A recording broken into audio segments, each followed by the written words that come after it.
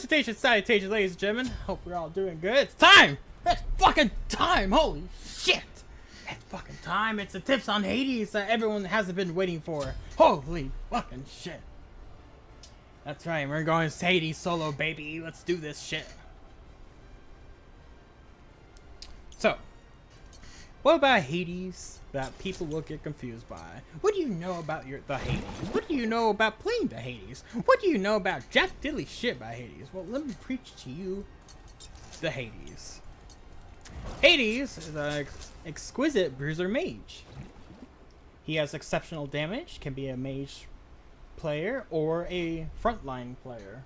Really depends on the role, and his 2 scales on protections, 150 in both magical and physical, to gain 0.2 seconds, and it stacks up to 2 times. So if you have 300 protections, your fear will be immensely powerful with a 0.4 second increase.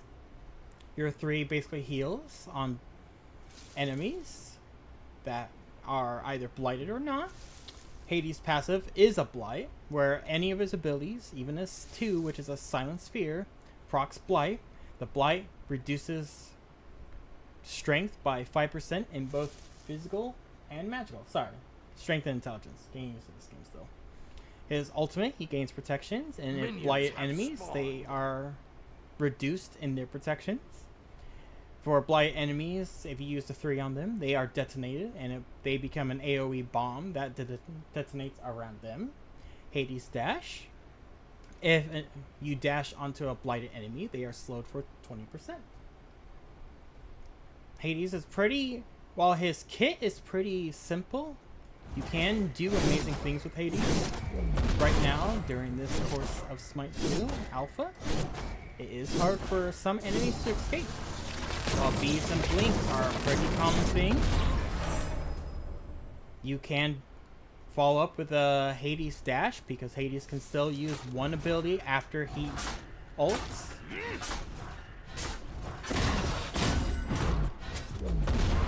Perfect. This is exactly the opponent that I want too.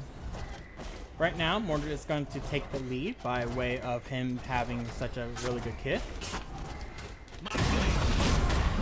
But with proper basic attacks on blighted targets, we can inflict a lot of pain and sustain onto them. Be wary of ganks, for a lot of people will try to shut down a Hades. So you will always have to be wary of an assassin. I started with a blink, I started with a sunder. So that way, we have more kill threshold onto our target.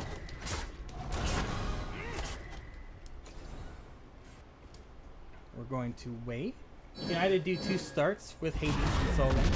You can either do the first start, which is what I did. You do your blue buff, and then you go to the wave. Or you can start in the lane. You clear the minions, because Hades clear is exceptionally fast. And then you focus on the buff. Doing either one will at least secure you a blue buff. But doing the one in lane gives you more farm. It will relieve pressure though. Hi. It's a Fenrir. Nothing's gonna happen to him.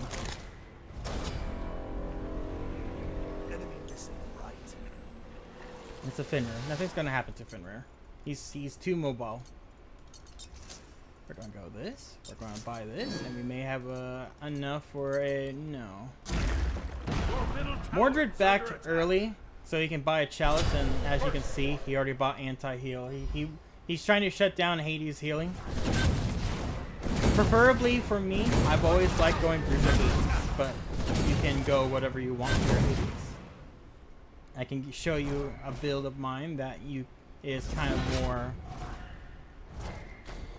more exceptional with utility. But like I said, up to you to how you want to build. If you want to safely clear the wave and everyone, you basically attack the Mordred. The enemy will clump onto you, and then you fear the wave, and then it will be a safe heal. You could also dash in, but then your dash will be down. make sure to always apply the blight to Mordred, so that way Mordred's damage is lessened.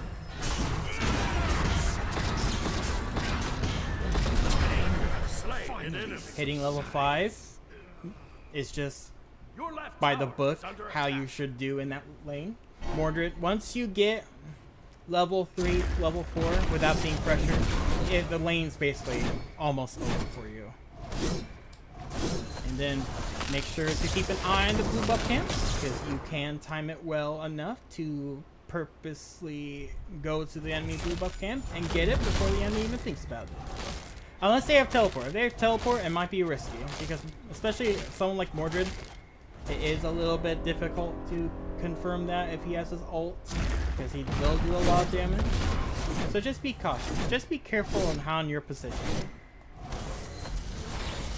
You never know with some gods and some players on their play styles. He could have walked back into lane, and he could have joined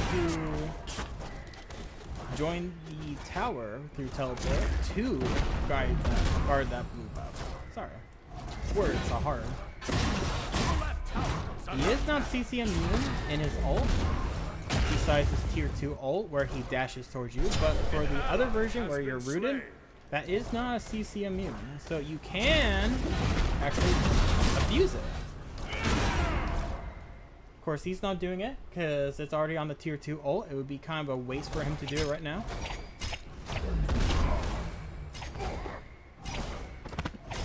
If the target can't really move too much, you want to detonate the target because it'll do extra damage. If the target has mobility, you want to dash. We already see Finrid that was there, so if you're getting ganked a lot by assassins, you can always place a ward. But for me, I kind of welcome being ganked a few times, especially now that you have Typhons and they don't have too much anti-heal options besides just 20%. The more targets around you that will detonate when you're ulting, the better, because then bigger heal, massive heal means just easier time killing both the jungler and the solo laner. And this is pretty common with me with playing Hades solo. It'll take some tries, you know. Perfect your Hades on how you want to play him, how you want to act with him. If you're playing Hades solo, I would recommend, you know, going for a more bruisery build, but ultimately, it's your decision. Mordred probably has a tier 2. Yes, it's not 30%. He's trying to lock down my healing to become non-effective, but, well, it's a little bit too much for him. Keep applying Blight to him, so that way he is gaining slowly pressure. Keep applying minions under the tower. You don't even need to hit the tower yourself. Just keep minions under there. Just keep minions under there. Because at the end of the day, he's going to lose experience by the tower killing the minions or hitting them. So, all in all, this is exactly what you want to do with Hades. You want some pressure, pressure, and pressure. Don't put your foot off the accelerator. Always keep your foot on it. Because the more you pressure, the more this lead becomes just so much harder for the opponent.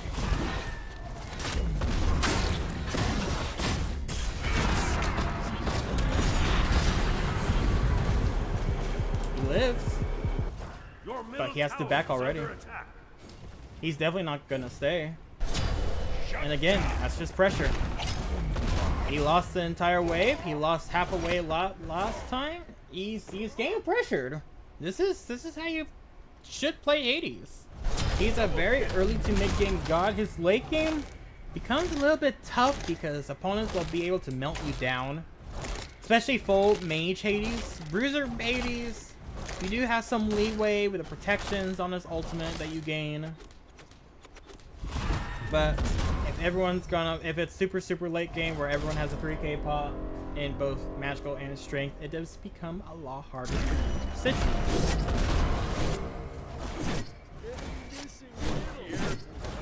And if you don't have an ult with Hades, because right now Fenrir hasn't really been active in this lane. However, you should respect it because if Fenrir ganks, your lead could potentially be over. So you have to be a little bit worrisome without an ult. If you have ult, great, because you can just keep everyone together, clumped up together, including the minion wave. And bob bing bob boom, you get basically a kill or two. He already has an Onk. Onk will do 40%, but Onk's not going to do too great of a deal right now.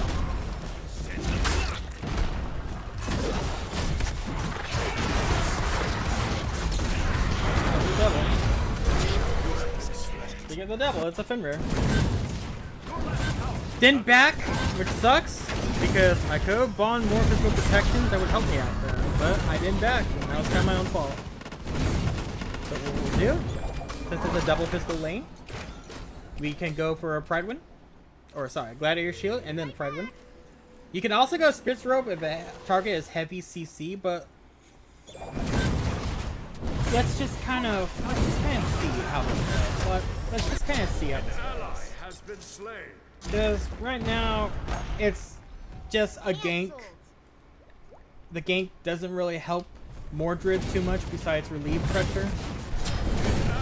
That will help him out just a little bit more, but I mean, he's level 9. Fenrir's level 10. They didn't really get anything out of this lane. If anything, I'm back already, and I just... Mordred will hit level 10, but I'll be hitting my Power Spikes pretty soon. Your left tower has been destroyed. Mordred probably back. We know Fenrir's wanting to stay in this lane now. He's probably going to back and re-gank this lane. Mordred's going to feel a little bit more confident. So we're going to change up our game style really quick. We're going to not be too aggressive until we get more of his goal online. Which you can go for different avenues here. I'm going for a Pride Run for, and just in case Nuwa ults or Baron rotates. Honors here. Smite 2 minutes.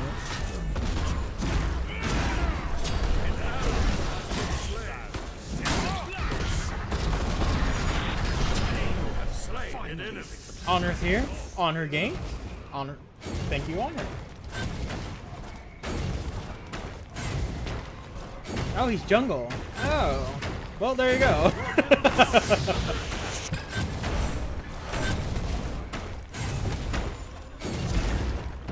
Enemy red buff is about to spawn. So we're going to camp here. Take the red buff for our own and apply more pressure to the lane. Fenrir is there, but he's not going to be able to get this red buff for Nuwa.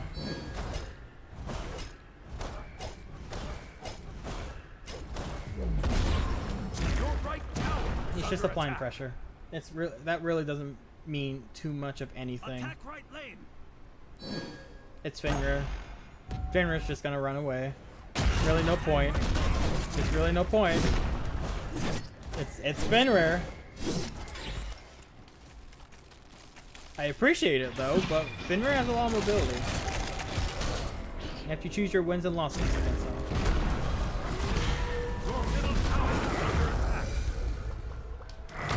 Fenrir bites. That's okay because this won't need really too much damage.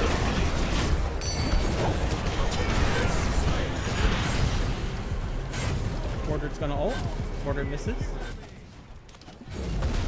We heal, and that's the end of that.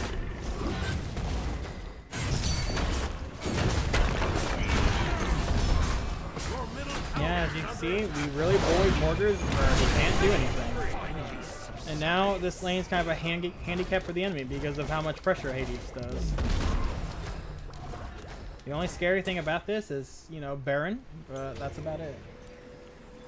Just because Baron's magical, I think he is the enemy support. No, he is the damage dealer. No one's the support. So we have to deal with 2 full burst mages. Scary, but we change our build because if it was a mage and a guardian, we'll probably go with a Genji's, but since it's that, we'll do a Oni's. That way we gain damage mitigation. Prevent them from really bursting us out. Since the tier 1 tower is down on solo, we kind of have more free reign of doing stuff. And with our lead, we can really do more.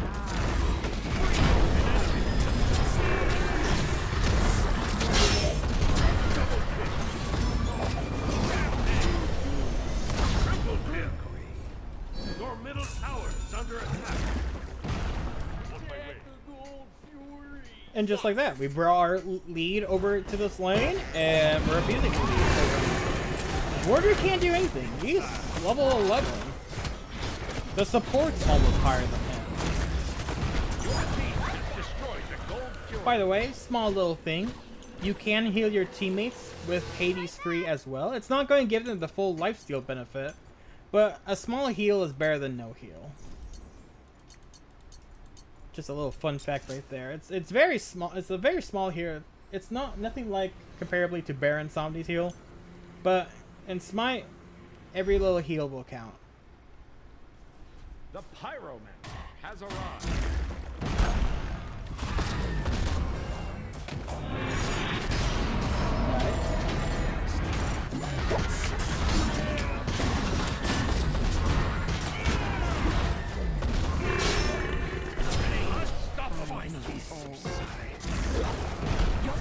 Okay. Why? Neith ulted me, but Neith is a... Yep, I knew that was gonna happen.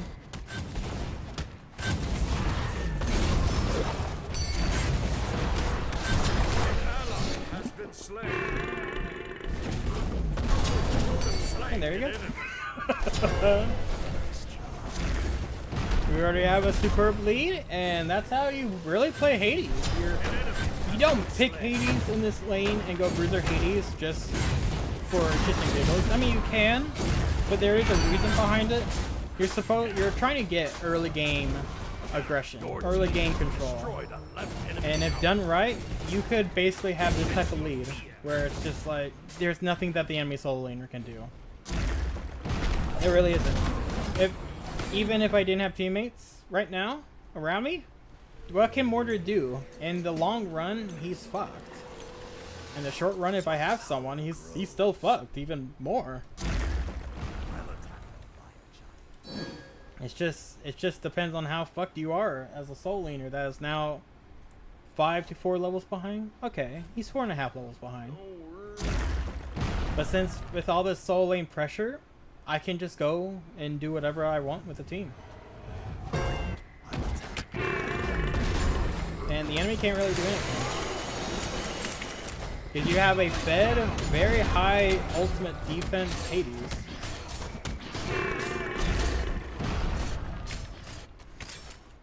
Okay.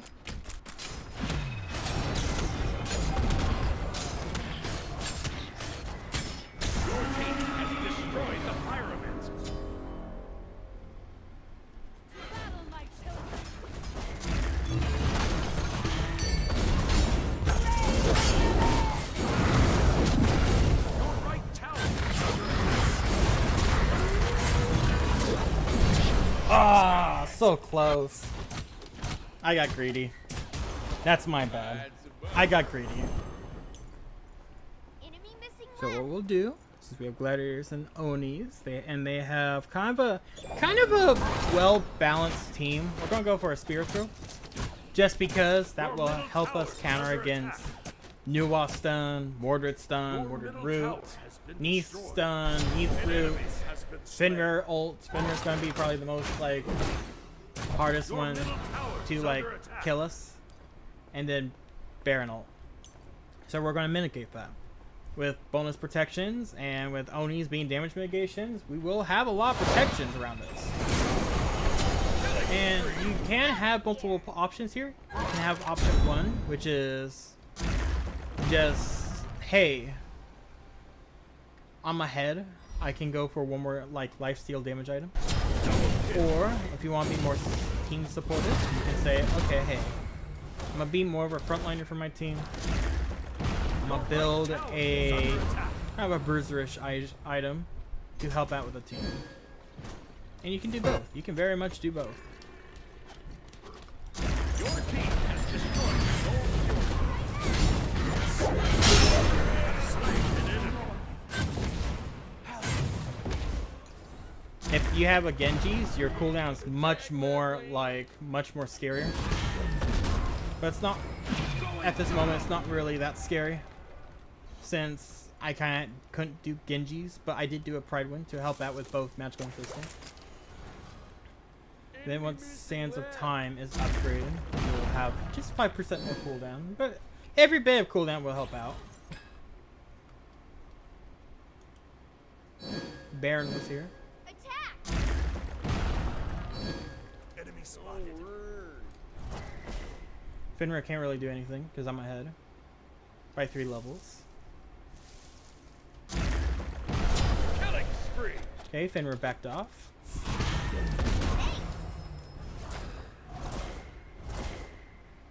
Your left tower is under attack. Neath is in middle lane. The middle lane. On my way. You can also activate Pride Wind while ulting. Ally has been slain. So if you want to have the full bang for your buck with Pride Wind, you can do that.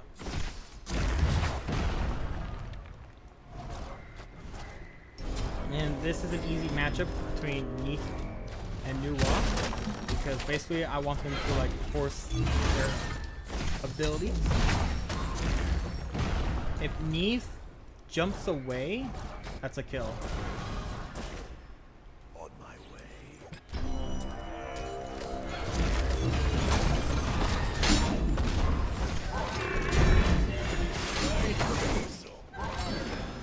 An enemy has been slain.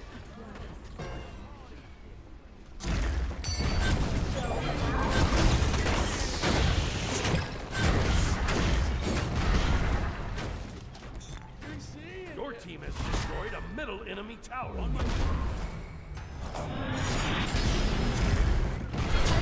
Slain an Morgan's enemy. gonna not ult us. Okay. I use the ult there just to dash. I thought I didn't connect onto him, but I guess I did. The pyro. Double hit. We won't be able to do much here, sadly. Just because of that.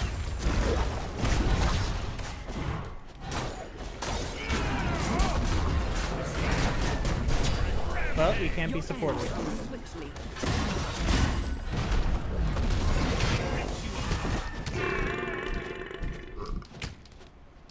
Ooh, scary. And Mordred might be dead. Battle isn't over yet. No, he's got knee. Nuwa tried, but Nuwa failed.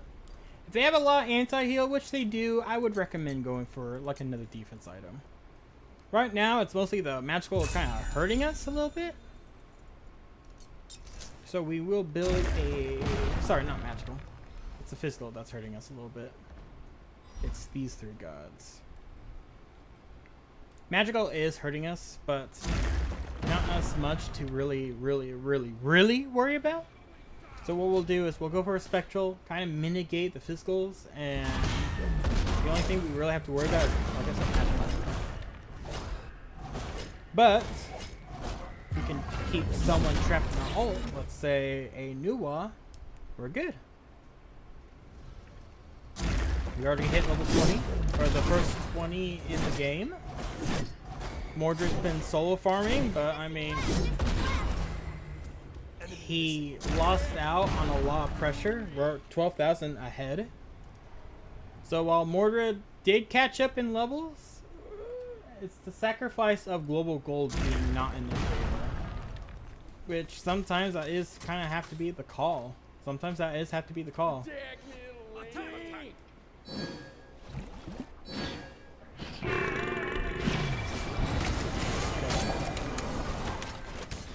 I'm a zone.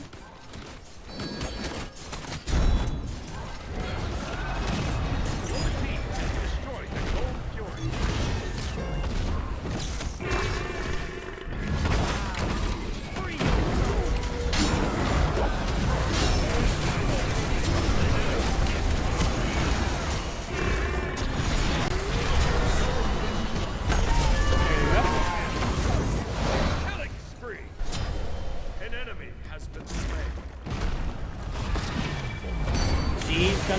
die.